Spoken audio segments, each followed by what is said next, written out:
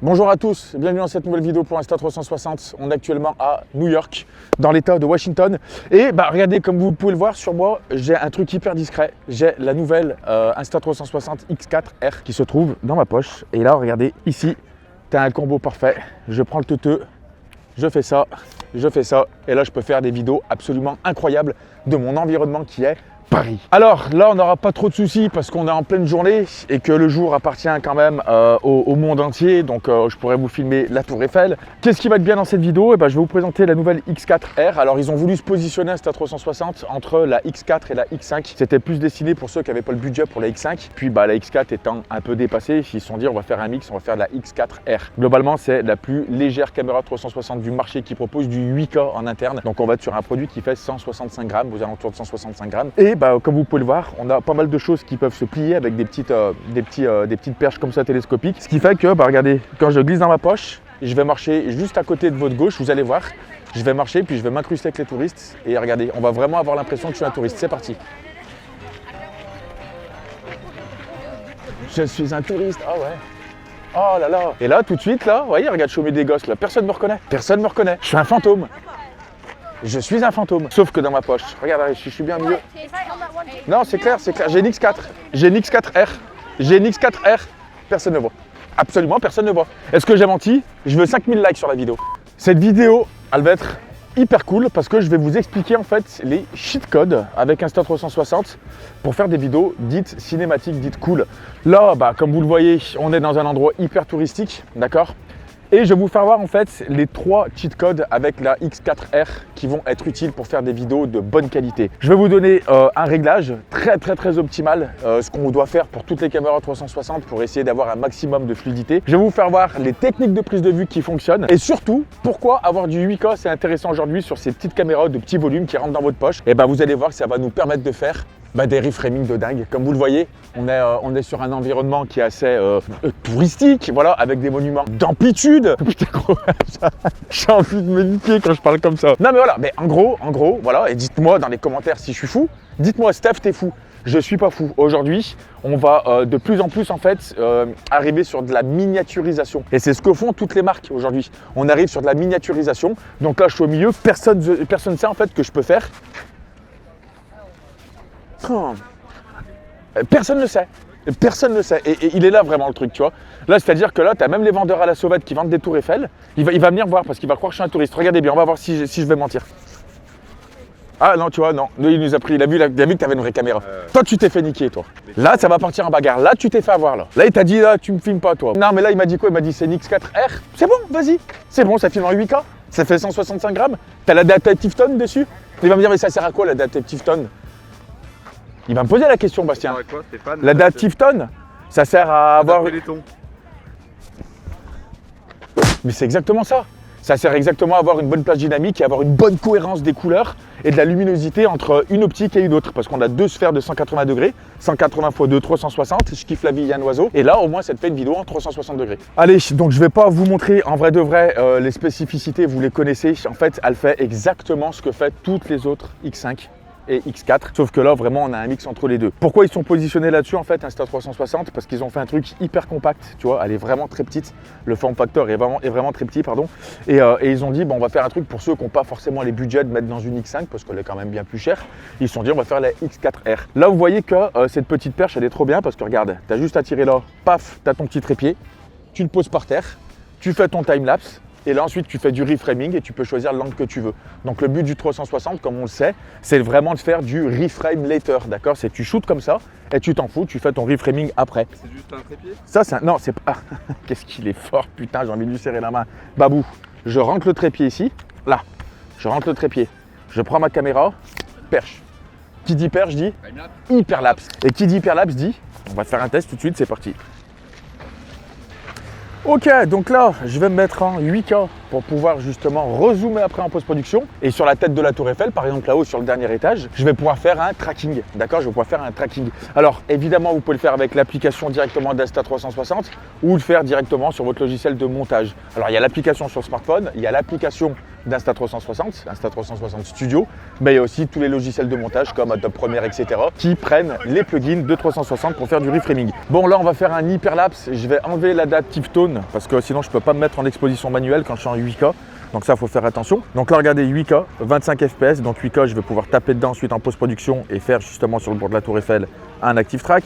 Je vais aller vers la droite, je vais me mettre en standard. On va pouvoir se mettre sur des profils colorimétriques. Donc moi, je vais rester en... Ouais, je pense que je vais rester en flat. Comme ça, j'aurai une meilleure latitude pour pouvoir étaler en post-prod. Je vais me mettre en manuel. Et là, bah, regardez, il va falloir qu'on se fasse... Hop, on va faire ça. Et là, on va se faire notre petite exposition sur la tour Eiffel. Donc, il va falloir trouver un mix entre le ciel et la tour Eiffel. Je retourne vers la droite, tac. Et là, je vais gérer mes ISO ou mon shutter speed. Donc, le shutter speed, on va le monter parce qu'on s'en fout. On sait qu'on va accélérer, nous. On commence à avoir des informations dans le ciel. Dès qu'on commence à avoir des informations dans le ciel, on sait qu'on est bon. Après, en post-prod, on peut toujours monter, sachant qu'on a des ISO qui sont vachement bas. Et ben, on va pouvoir remonter un petit peu nos shadows. Okay, une fois que j'ai fait ça, j'ai fait ma température couleur qui est à 5006, qui est en figé, 1/8 centième d'image par seconde, 200 ISO. Je mets ma perche comme ça. Puis j'ai envie de te dire, on y va, Babou, non? Allez, ouais, on va jusqu'au bout. Vous allez voir qu'on n'a rien à faire. Et le but de ce tips pour faire des vidéos créatives, c'est de tout accélérer en post-production et de mettre un maximum de motion blur. C'est parti. Donc là, je marche comme un touriste. Je marche comme un touriste et je pointe ma lentille vers la tour Eiffel. Là, je sais que je vais passer au milieu, donc je peux faire ça. Le tout, c'est vraiment de garder, mon objectif qui est vraiment in front of the tower. Tu vois ce que je veux dire? Donc là, c'est-à-dire que si je me serais mis sur les côtés, j'aurais pu avoir des problèmes de stitching, mais il faut faire gaffe. Une lentille devant, une lentille derrière et on privilégie au maximum le focus de la lentille vers ce qu'on veut filmer. Donc voilà, et là bah, après vous allez voir le résultat, on va accélérer en post-production et bah, ça va nous faire un super tracking après sur le toit de la tour Eiffel, sur le dernier étage, sur le pic, qu'on pourra faire avec n'importe quel logiciel de montage. Donc ça vous pouvez le faire aussi avec l'intelligence tracking en IA, en intelligence artificielle de Insta360. Donc là je m'occupe de rien, vous voyez, je fais juste un tout petit peu gaffe à mon walking effect, mais le fait qu'on est sur quelque chose qui est assez loin et pas trop de premier axe, pas trop de parallaxe, et ben même si je commence à bouger un peu comme un con comme ça, je vais tellement accélérer en fait que c'est là où vous allez voir qu'on peut faire des super dingueries avec beaucoup d'accélération et beaucoup de motion blur.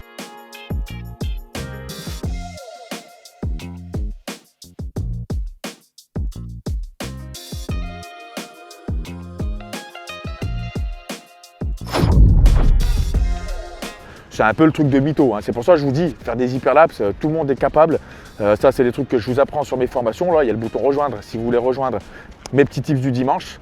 En tout cas, tous ces trucs-là, c'est vraiment des trucs qui sont basiques et que c'est vraiment à la portée de tous. C'est pas parce que vous voyez des images qui sont finies étalonnées et avec du beau sound design, etc., que ça veut dire que c'est compliqué à faire. Ça, c'est faux. Donc là, on arrive à la fin. Ce qui va se passer, c'est qu'on va vous faire 2-3 autres lignes un petit peu dans Paris.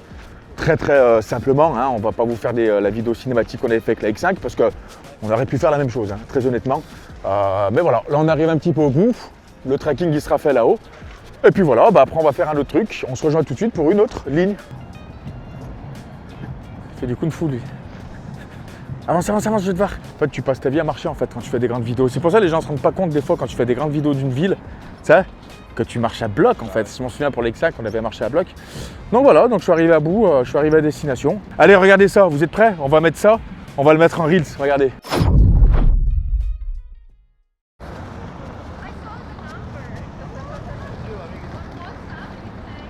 Bonjour. Bon, je suis toujours en mode touriste incognito. Alors là, on va se faire un petit truc très stylé, regardez. Petite option très cool avec la X4R, ainsi que les grandes sœurs. Là, ce qui est bien, le fait d'avoir un petit trépied, on va pouvoir faire un petit timelapse. Donc là, hop, je me mets en mode intervalle pour pouvoir faire justement des photos.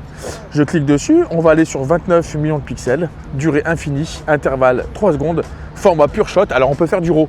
On peut faire du RAW si on commence un petit peu à travailler nos fichiers. Nous là le but c'est de faire quelque chose de rapide et efficace. Donc là je vais positionner ma caméra ici et ensuite en post-production avec le logiciel Insta360 Studio, je vais pouvoir suivre un bateau par exemple qui va passer. Alors je sais même pas s'il passe les bateaux là, j'en ai pas vu depuis tout à l'heure, je sais même pas à quelle heure ils attaquent. Mais en tout cas, on va espérer d'avoir un peu de nuages, un petit peu de mouvement et vous faire voir qu'on peut faire des choses en accéléré. On va faire notre exposition en manuel, donc ISO, on va les mettre au mini et là, on va augmenter notre shutter speed. Là, on s'en fout du mouvement parce qu'on va pouvoir le rajouter en post-prod, hein, vraiment. Donc là, je préfère faire un truc, voilà, dès que je commence à avoir des informations dans le ciel, c'est que je suis bon. Ce que je peux faire, c'est mettre un tout petit peu plus exposé. Non, un tout petit peu moins exposé, il suffit qu'il y ait un soleil qui sort, voilà. Tu vois, on ne sait jamais. Donc voilà, ensuite je vais me mettre white balance en manuel, on va se mettre à 5006. Voilà, c'est un bon compromis. Et là, on est très bien. Allez, c'est parti. Ok, je lance le rec.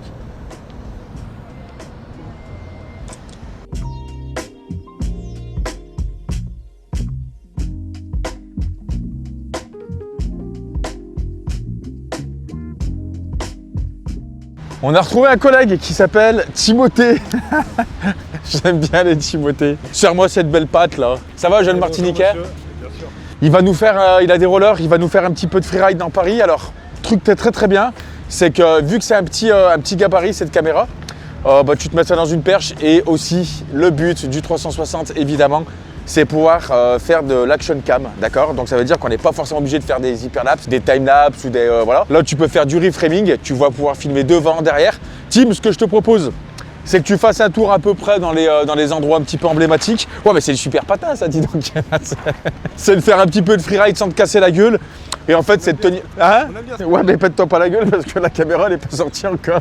Non, mais en vrai, le but, c'est de faire un petit peu comme si vous étiez en train de faire du ski, en train de faire de la randonnée, ce que tu veux. Et ben, c'est vrai qu'on va avoir la perche qui disparaît. Vous connaissez, alors ça, toutes les caméras 360 le font, les petites sœurs et les grandes sœurs. Mais c'est surtout avec le Adaptive Tone.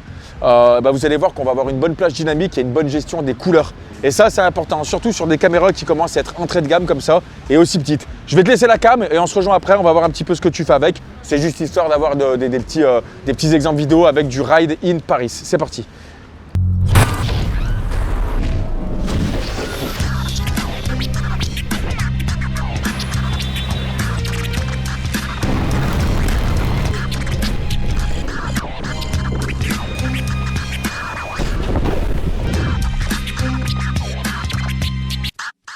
Pour ceux qui se demandent aussi, la X4R par rapport à la X4, elle a un capteur plus gros de 134% par rapport à la X4. Donc c'est un capteur qui est de 1 sur 1,8 pouces. Donc ça veut dire qu'on a forcément plus de capacité en basse lumière, etc. Et ce qui nous permet, comme je vous disais tout à l'heure, d'avoir l'Adaptive Tone, d'accord? Donc c'est vraiment une gestion, un algorithme de gestion des couleurs qui nous permet d'avoir quelque chose de très uniforme et très organique. Parce qu'il y a plein de gens qui vont se poser la question, mais qu'est-ce qu'elle fait de mieux qu'une X4? Qu'est-ce qu'elle fait moins bien qu'une X5?